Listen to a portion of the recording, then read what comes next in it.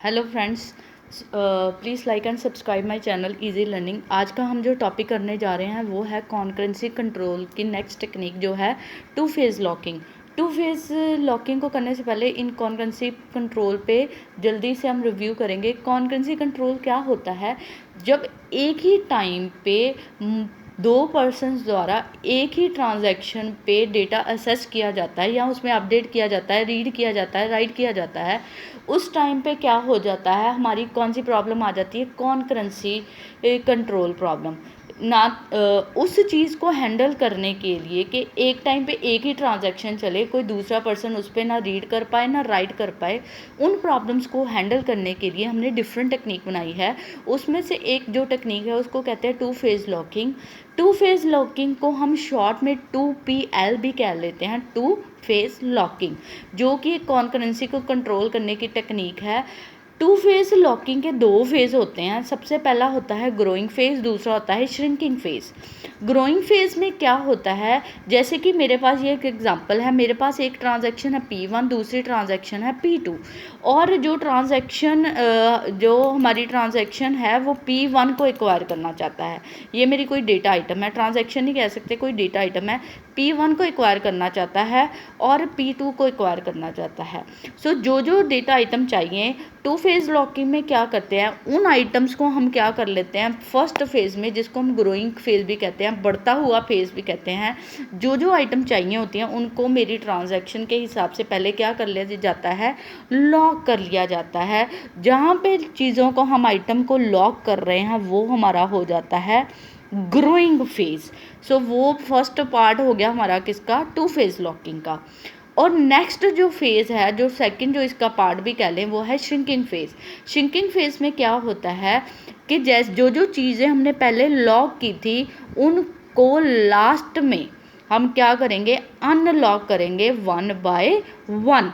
जैसे रिक्वायरमेंट ख़त्म होती है उनको हम क्या करते जाएंगे, रिलीव करते जाएंगे, छोड़ते जाएंगे, वो हमारा हो जाता है श्रिंकिंग फेज़।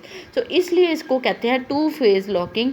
फर्स्ट फेज़ में हम जो आइटम चाहिए उनको लॉक कर लेते हैं, और दूसरा जब वो आइटम की ज़रूरत ख़त्म हो जाती है ट्रांजैक्शन में, उनको क्या करते हैं, रिलीज़ करते जाते हैं। देखो पहले क्या आ रहा है, ग्रोइंग, जहाँ पे हम क्या कर रहे हैं, लॉकिंग, और लास्ट में इनमें क्या करते हैं, अनलॉकिंग।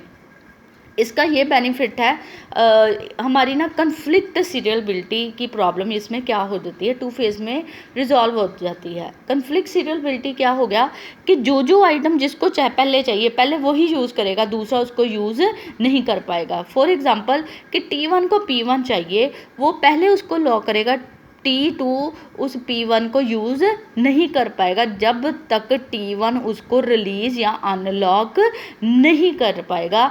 सो जिसके पास वो आइटम लॉक है पहले वो काम करेगा, फिर जब वो रिलीज़ करेगा तभी उसको दूसरी ट्रांजैक्शन क्या कर पाएगी, लॉक कर पाएगी। इससे हमारी क्या हो गई, सीरियलबिलिटी की प्रॉब्लम जो है, कन्फ्लिक्शन जो होती थी वो ख़त्म हो गई। जिसके पास आइटम लॉक है वही यूज़ करेगा, दूसरा उस पर ना तो डेटा रीड कर पाएगा ना ही राइट कर पाएगा।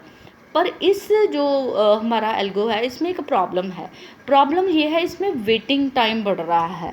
वेटिंग टाइम क्या, देखो जहाँ यहाँ पे P1 की यहाँ पे ज़रूरत थी रीड करने के बाद, उसको बाद इसकी ज़रूरत नहीं थी, ये चाहता तो इसको यहाँ पे ही इसको क्या कर सकता था, अनलॉक कर सकता था, पर इनने तब तक रखा जब तक ट्रांजैक्शन ख़त्म नहीं होती। सो इसमें हम कह सकते हैं इस जो एल्गो की जो मेन प्रॉब्लम है कि अनलॉकिंग एक ही साथ करेगा, इसमें वेटिंग टाइम जो है डेटा आइटम का क्या हो जाएगा, बढ़ जाएगा। वेटिंग टाइम बढ़ने की वजह से जो T2 ट्रांजैक्शन वेट कर रही है कि कब P1 को छोड़ेगी, वो उसको लॉक करेगा।